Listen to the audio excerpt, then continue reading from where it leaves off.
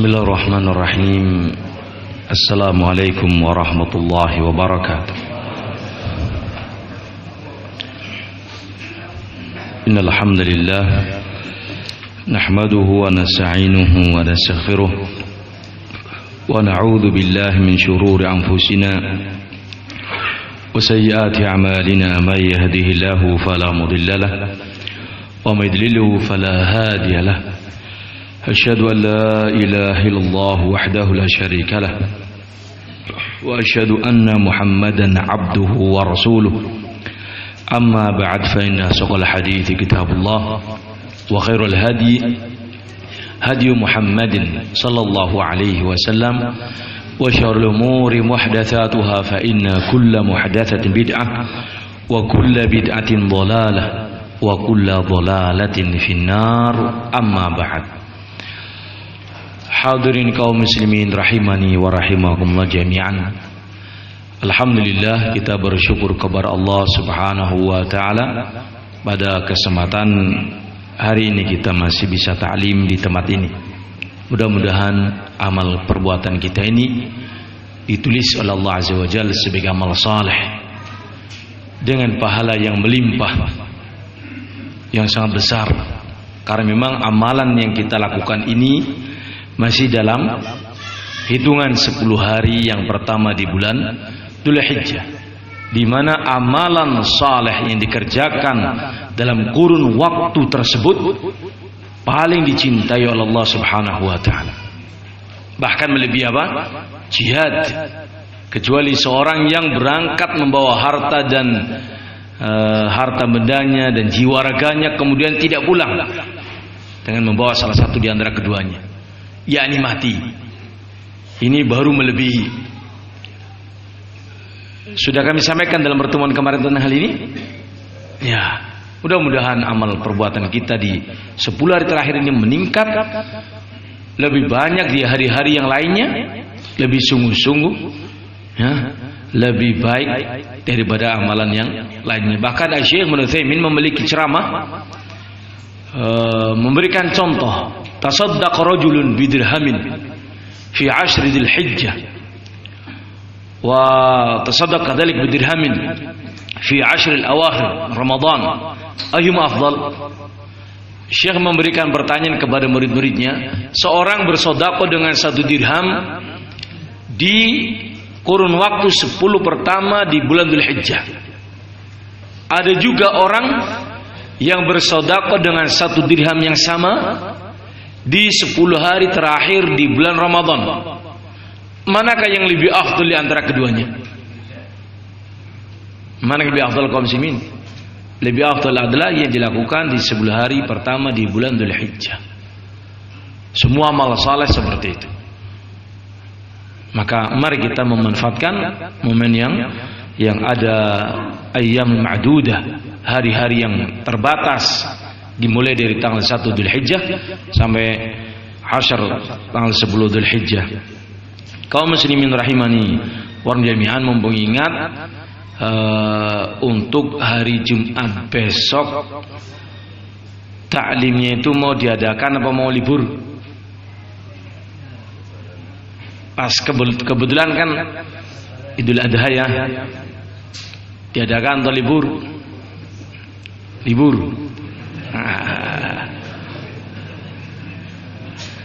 Diputuskan oleh takmir di sini libur. Libur ya Pak Farid ya? Libur. Ini kabar gembira bagi antum, libur. Walhamdulillah, ada kalanya libur lah. Ya. Untuk berikutnya tetap taklim biasa seperti hal yang lainnya. Hadirin kaum muslimin jami'an, kita masuk pada pembahasan kita, melanjutkan dalam kitab Al-Durrul Mansur sampai pada nomor ke 284. Qala Al-Hasan, yakni Al-Hasanul Basri wa Ibn Sirin, yakni Muhammad bin Sirin. Kedua beliau ini adalah ulama kibar, ulama besar di zamannya para tabi'in. Beliau ini adalah murid-muridnya para sahabat Nabi ridwanul majma'in. Beliau berdua ulama besar ini yang menjadi panutan bagi umat, Al-Hasan Al-Basri dengan Ibn Sirin. Beliau berdua mengatakan, la tujalisu ashabal ahwa, janganlah kalian bermajlis dengan orang-orang yang mengikuti hawa nafsu, ya.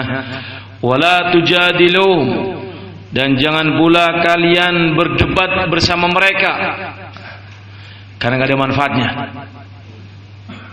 Mereka bukan orang yang menginginkan al-haq, tetapi mereka orang yang ingin memang mengikuti seleranya, sehingga percuma bicara sama mereka, bahkan akan mengotori, membuat mangkal dongkol, dan kalau ada syubhat masuk ke benakmu, itu pun berbahaya bagimu.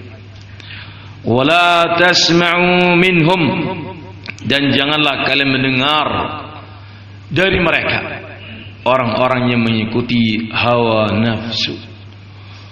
Telah kita lewati pembahasan dalam pertemuan yang telah lewat, kalau disebut kalimat ashabul ahwa, mengikut hawa nafsu, yang dimaukan dengannya dua hal sekaligus. Yang pertama adalah mereka-mereka yang mengumbar hawa nafsu dalam berupa syahwat. Jauhi mereka.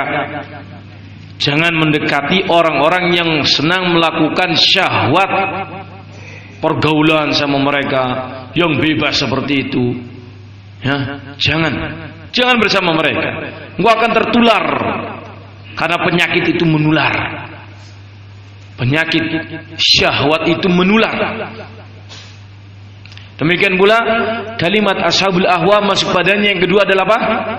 Orang yang mengikuti syubuhat, yakni dalam urusan keagamaan dia tidak mau mengikuti Allah dan Nabi-Nya, tetapi dia selalu menginginkan apa yang diinginkan oleh dia berbeda dengan wahyu, dan dia paksakan itu yang akan diikuti olehnya. Maka keinginan dia, selera dia, tatkala dia menyelisihi wahyu, disebutlah dia sebagai pengekor hawa nafsu. Bisa dipahami hadirin?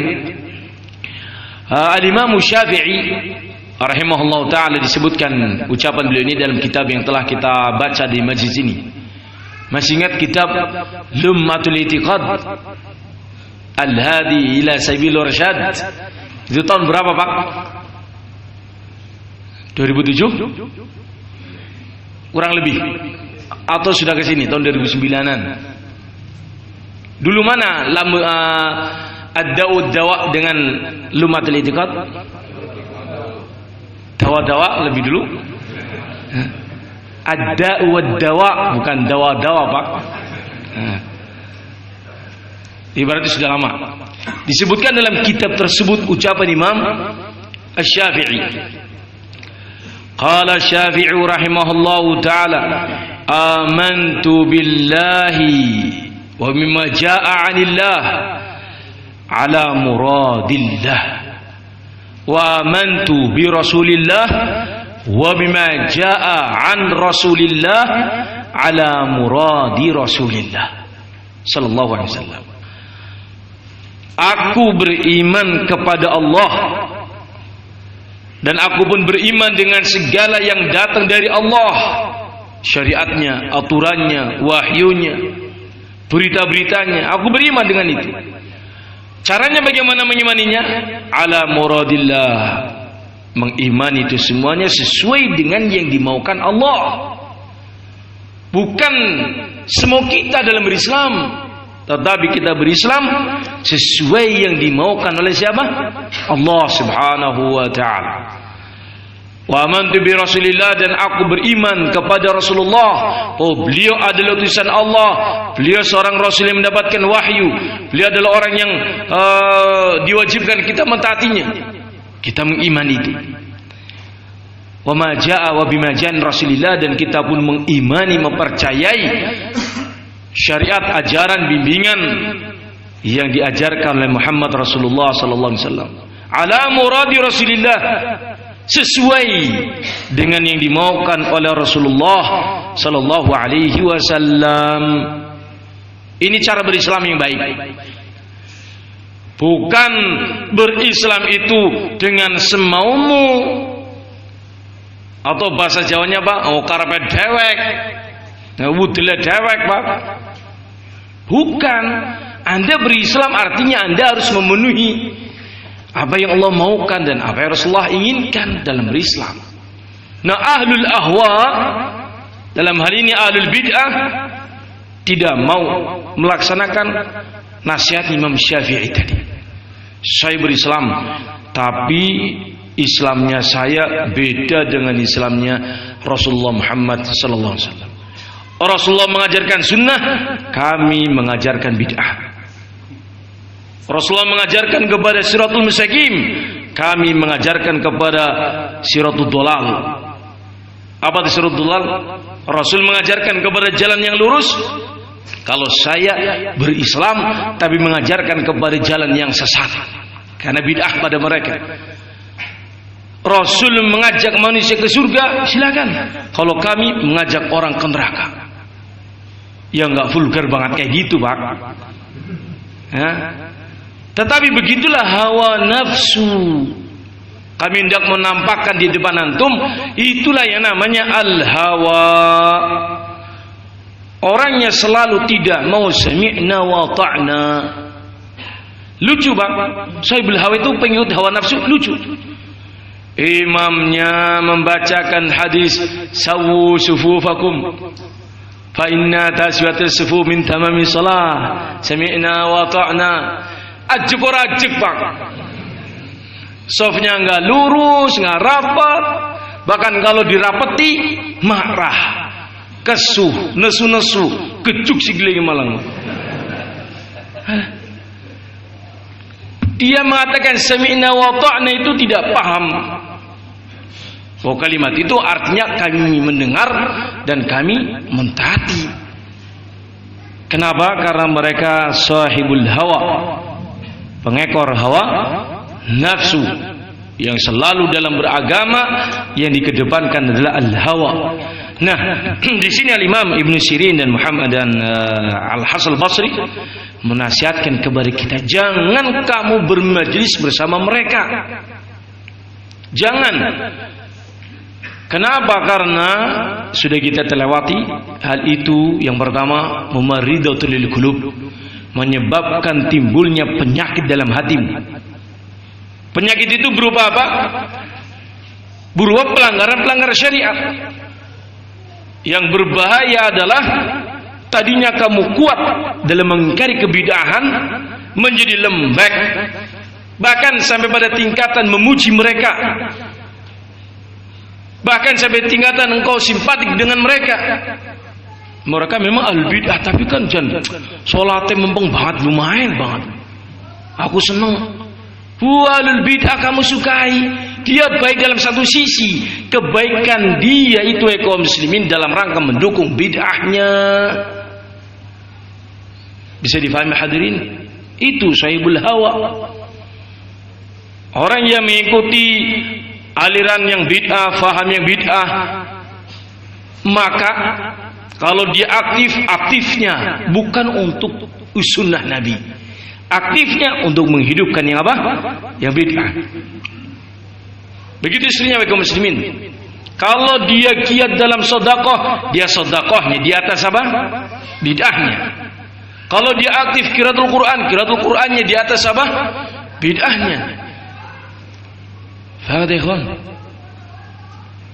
Apakah engkau tertarik dengan ahlul bid'ah dikarenakan ada satu dan dua hal yang dianggap baik olehmu? Inilah yang menyebabkan para ulama kita mengatakan la tujalisu ashabul ahwa wa la tujadiluhum wa la tasma'u minhum. Jangan kalian duduk bersama mereka, jangan kalian bercidal bersama mereka, tidak ada fungsinya. Cidal itu apa Pak? Berdebat, bantah membantah, yang disertai dengan duduk. Engkau mendengarkan argumentasi lawan dan engkau pun diberi kesempatan menyebutkan argumentasimu. Ini debat, cidal. bukan semata membantah. Farqu bainahuma, beda antara keduanya. Kalau jidal yang tadi saya sebutkan, musuhmu, lawan bicaramu diberi kesempatan memberikan argumentasi akal-akalan tahap yang diucapkan, syubhat yang bisa menyebabkan bingung, atau halayak yang mendengarkannya pun bingung, yang akhirnya akan dibenarkan dia karena syubhatnya. Beda hanya rudud. Kalau rudud ini membantah tanpa ada orang yang dibantah, tinggal kita jelaskan letak kesalahan mereka dan kita jelaskan yang hak, supaya orang tahu si fulan alal batil, dia di atas batil. Buktinya dia mengatakan begini-begini, dia mengamalkan begini-begini, padahal sunnah berbeda dengan itu. Ini namanya rudud. Ini boleh, bahkan ini diwajibkan, termasuk amar ma'ruf dan nahi mungkar. Tetapi kalau jidal, ini ada syaratnya. Wajadilhum billati hiya ahsan. Jadilhum, perintah untuk menjidali mereka, jidali mereka, debat mereka. Tetapi ingat, hasilnya harus lebih baik daripada yang sebelumnya. Syarat ini harus terpenuhi. Ketika sehingga kalau kita mau menghadapi al-bid'ah, menghadapi seseorang, prediksinya kayaknya ini orang nggak mungkin dapat mendengarkan argumentasi kita.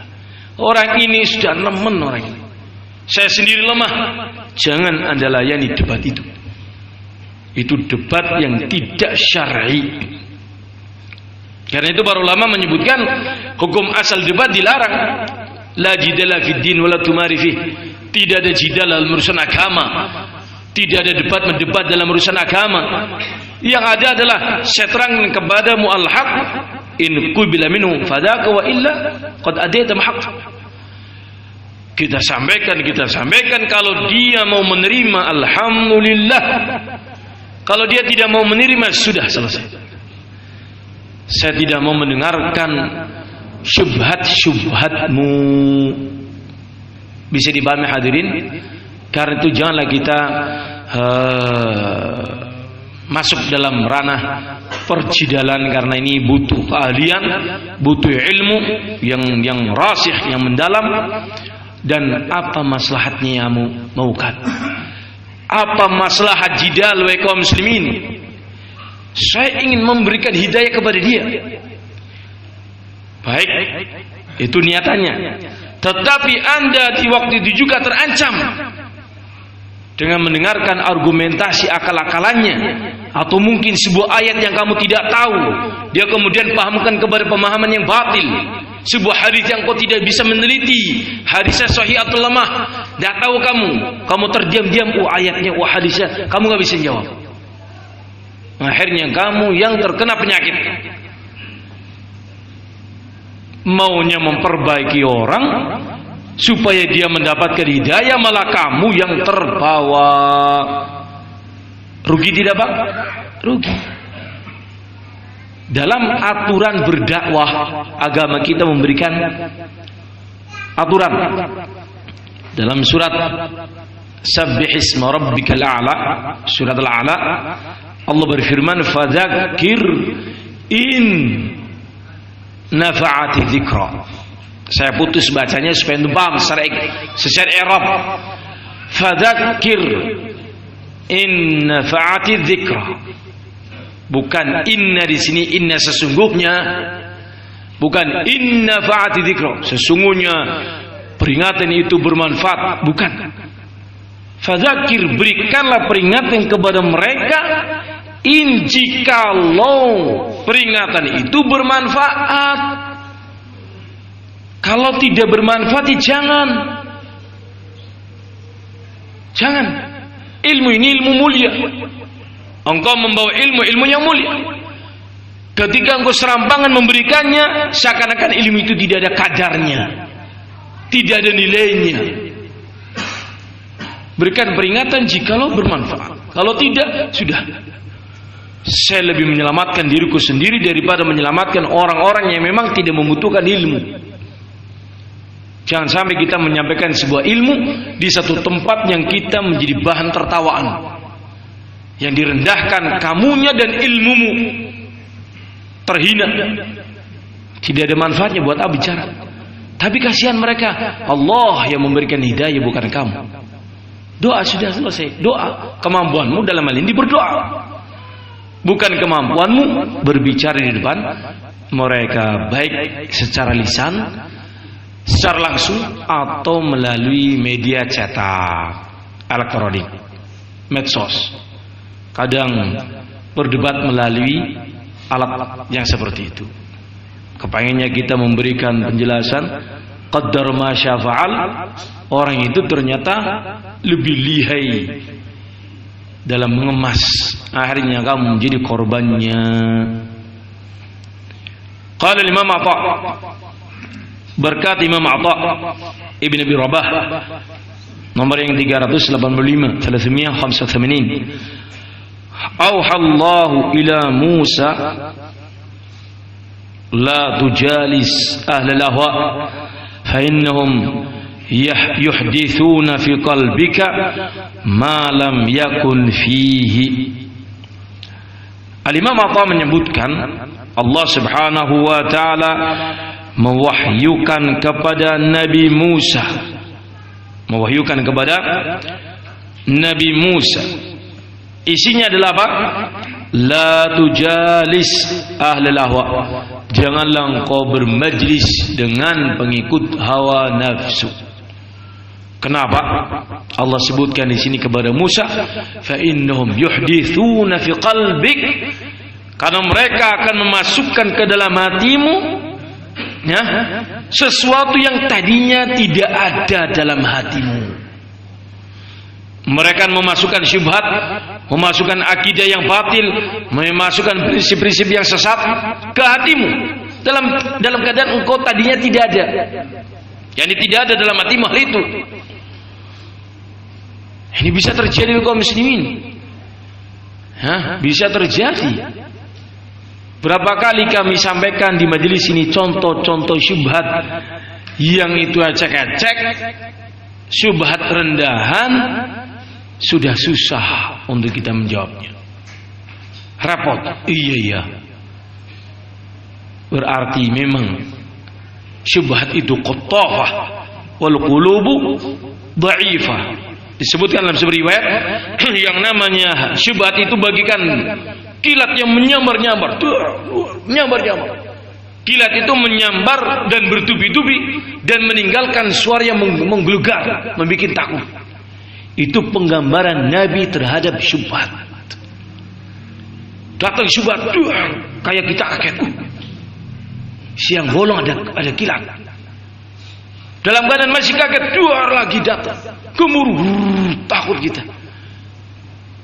Itu penggambaran Nabi kita alaihi salatu wasallam terhadap syubhat. Wal qulubu dha'ifah, dan hati manusia hati yang sangat lemah. Sangat apa? Lemah, dhaif. Qala Mujahid rahimahullahu taala, ucapan Imam Mujahid, la tujalisu ahlal ahwa,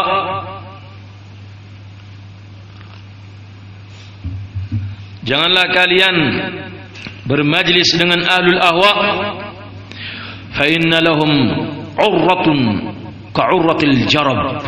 Urratun bidham, qaruhun bi'anakil faslan, wa qila bil fathi al jarab. Berkata Imam Mujahid rahimahullah ta'ala murid Ibn Abbas, jangan kalian duduk bermajlis, berkumpul dengan ahlul ahwa, karena mereka memiliki urrah ka'urratil jarab. Urrah ini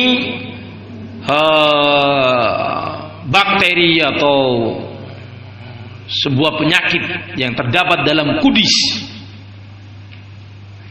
virus, kotoran yang ada pada kudis, di mana kalau seorang terkena itu sangat mudah sekali untuk tertular.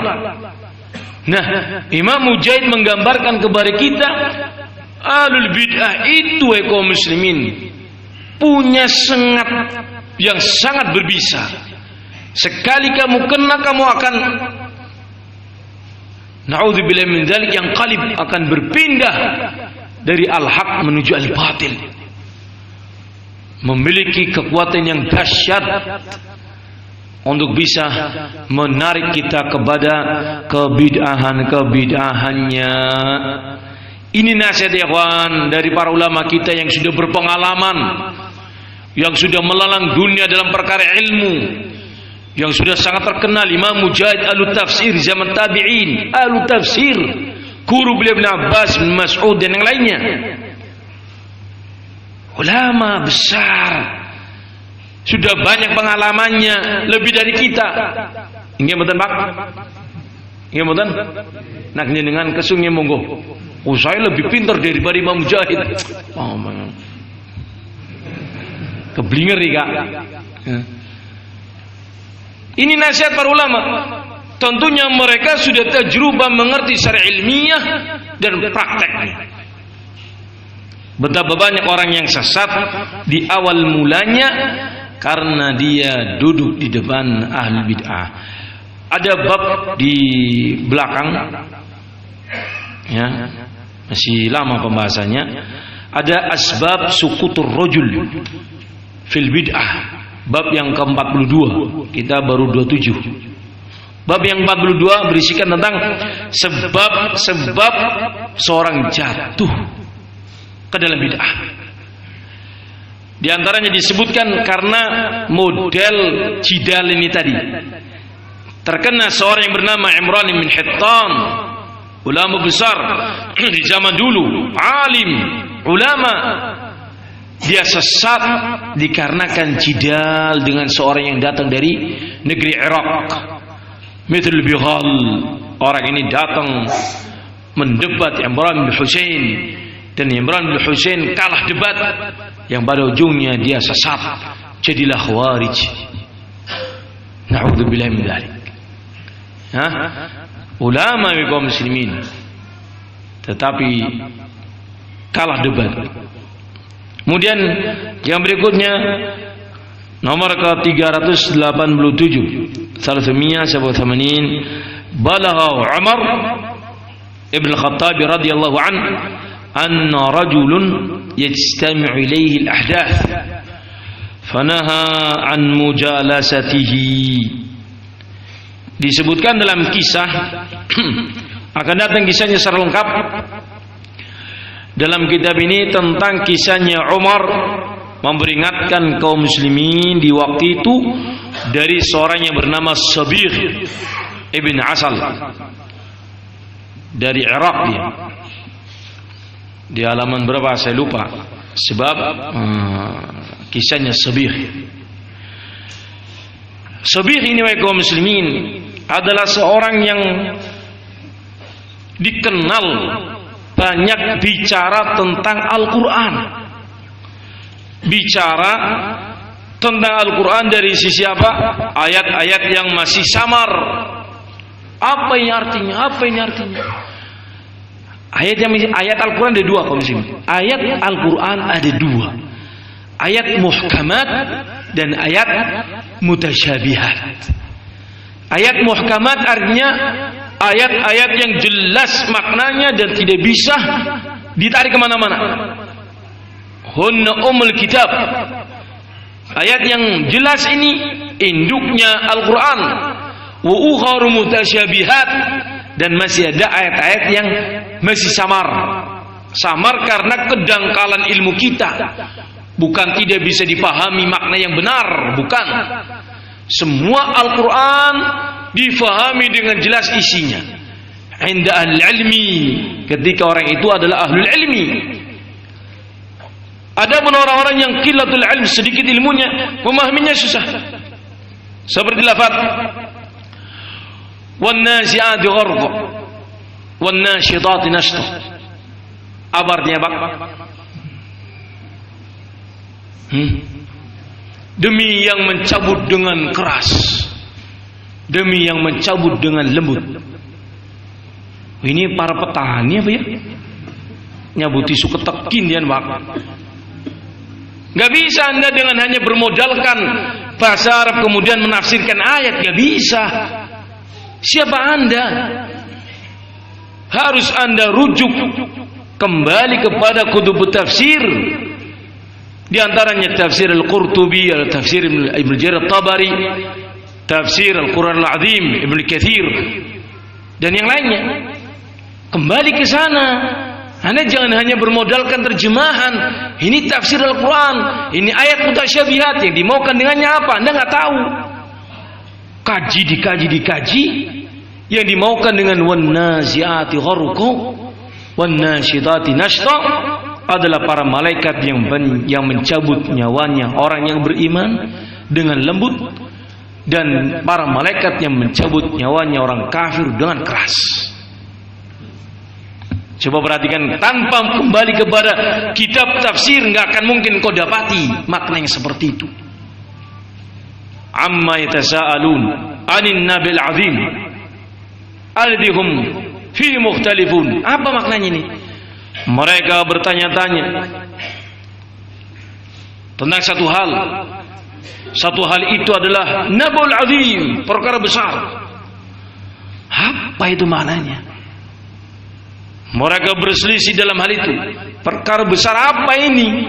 Mau modal apa Anda menafsirkan ayat ini? Ini yang dimaksudkan. Tanpa belajar ilmu tafsir, ini akan selalu mutasyabihat bagimu, samar bagimu. Nah, dulu di zamannya Umar ibn Khattab, ada seorang pemuda bernama Sabigh ibn Asal. Sabigh ini salah satu pasukan di antara sahabat Nabi Abu Musa al-Asy'ari kalau nggak salah. Nanti insyaallah akan datang kisahnya dengan lengkap. Anda lupa di halaman berapa? Kisahnya Sabigh itu. Dilaporkan kepada Umar, sosok khalifah, pemimpin negara di waktu itu. Beliau menjabat khalifah yang kedua sepeninggal siapa? Abu Bakar Siddiq radhiyallahu anhu. Dilaporkan kepada khalifah, pimpinan negara, nih di tempat kami ada orang yang bernama Sabigh.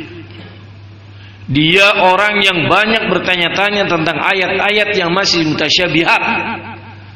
Di tengah-tengah pasukan jihad ini, kami merasa risih dengan keberadaan orang ini. Dilaporkan kepada Umar tentang hal itu. Sabigh namanya. Orang ini membacakan ayat, menafsirkan semaunya. Orang ini membacakan ayat, menimbulkan masalah di depan yang lain. Bukan ahlul ilmi, tetapi dia berbicara. Dilaporkan kepada siapa? Umar sebagai pemimpin negara. Apa kaum muslimin? Ditangkaplah Sabigh, dibawa dari negeri Syam ke negeri Madinah. Ya, ditangkap, ditanya, kamu begini, kamu begini, kamu begini. Ya, disambil dilaporkan dengan laporan yang lengkap, ditanya dulu, kamu begitu? Ya. Dipukul sama Umar dengan pelepah kurma sampai kepalanya berdarah. Kepala, bukan wajah, kepala. Buah sama Umar sampai yasilu dam, keluar darah. Sabigh mengatakan, inturidun antaktulani, kalau engkau ingin membunuhku, bunuhlah aku dengan cara yang baik. Kalau engkau menginginkan untuk aku bertobat, sungguh telah hilang penyakit yang ada pada kepalaku. Orang ini kemudian dimasukkan penjara. Ditengok kembali, ini badannya sudah sembuh, kepalanya keluar darah. Pukul lagi sama Umar. Umar sendiri mukul. Umar itu wahai kaum muslimin, kepala orang sekali penggal lepas. Punya kekuatan yang luar biasa Umar. Gebuki sama Umar.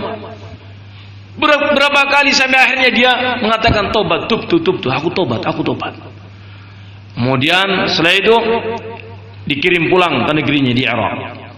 Sampai di negeri Irak diperintahkan kepada gubernur yang ada di Irak agar mengumumkan kepada masyarakat, jauhi Sabigh dan jangan duduk bersamanya. Kaum muslimin di waktu itu bubar kalau ada Sabigh. Di pasar yang sedang ramai, sepi datang bubar. Ya, ada orang duduk, sepi datang bubar sendirian sekian lama. Dihajar atas perintah Khalifah Umar bin Khattab radhiyallahu anhu. Sampai sekian lama, kemudian Abu Musa al-Ash'ari seingat ana mengirimkan surat kepada Umar bin Khattab radhiyallahu anhu bahwa orang ini telah bertobat dan telah baik taubatnya, barulah diberikan izin untuk berbicara dengan sabir. Begitulah seharusnya disikapi ahlul bid'ah. Dua seandainya negeri kita seperti itu,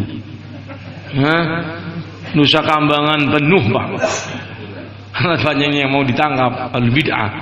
Jangankan itu, sekarang aja sudah penuh Nusa Kambangan. Kaum muslim jami'an, ini yang kami maksudkan adalah kisah singkat apa yang disampaikan dalam poin yang ke-387 ini. Sampai kepada Umar, anna rajulan yastami'u ilail ahdath. Sampai kepada Umar, adanya seseorang yang terhimpun di otak dia perkara bid'ah. Fanaha an mujalasatihi, maka Umar melarang kaum muslimin untuk duduk bermajlis dengan orang tersebut. Maka dalam ini kalau kita membaca kalimat jangan kalian bermajlis, itu maknanya adalah bermajlis, duduk di majlis salimnya ahlul bid'ah, atau bermajlis dalam berkerumun bersama mereka. Masuk pada dua makna itu. Karena apa? Melalui dialog tersampaikan yang namanya apa? Syubhat. Ya. Qala al-Imam Ibn Taimiyah rahimahullahu taala pada nomor ke-388 dalam kitab Majmu'ul Fatawa. Qala Ibn Taimiyah rahimahullah, fa idza kana ar-rajulu mukhalitan fi as-sayr li ahli asy-syarr yuhadzar minhu. Apabila ada seseorang yang dia mukhalitan. Apa mukhalitan? Pernah mendengar kalimat ikhtilat? Apa makna ikhtilat? Campur, berbaur. Kata beliau, apabila ada seseorang yang berbaur dengan ahlus syarr, mengekor hawa nafsu, melakukan keburukan, kemungkaran, ternyata dia bergabung sama mereka fisair dalam sebuah perjalanan, berkerumun sama mereka, bercengkrama sama mereka dalam sebuah perjalanan, yuhadzar minhu, maka hendaknya kaum muslimin diperingatkan akan bahaya orang tersebut. Orang tersebut yang dimaksudkan siapa? Yang dimaksudkan oleh Syekh Ibnu Taimiyah adalah orang yang bergabung sama mereka ahlu syarr. Ahlu syarrnya jelek, buruk, kemungkaran, kemaksiatan, bid'ah pada mereka. Nah, orang yang bergabung sama mereka ini, orang ini pun diperingatkan umat agar jangan bersama dia. Ditahdir dia dikarenakan dia seorang yang diketahui berjalan, berkerumun bersama ahlul bid'ah. Bisa dipahami hadirin? Kayaknya kok sangar temen ya agama ini. Sapa-sapa orang entuk. Bukan begitu kaum muslimin. Agama ini mendudukan segalanya pada tempatnya. Agama ini tidak pernah zalim. Apa zalim? Wadu'u syai' fi ghairi mawdi'ihi. Meletakkan sesuatu bukan pada tempatnya. Itu yang namanya zalim. Ketika ahlul bid'ah itu direndahkan, itu memang tempatnya. Ketika ahlul bid'ah dijauhi, itu tempatnya. Kalau kita bergaul dengan ahlul bid'ah, itu bukan tempatnya. Salah kamu. Sehingga tidak ada unsur kedzaliman. Tempat sudah pas. Bisa dipahami hadirin? Walhamdulillahirabbil alamin. Fa insyaallah kita lanjutkan dalam pertemuan yang akan datang. Wallahu a'lam bishawab. Subhanaka wa bihamdika asyhadu an la ilaha illa anta astaghfiruka wa atubu ilaik. Assalamualaikum warahmatullahi wabarakatuh.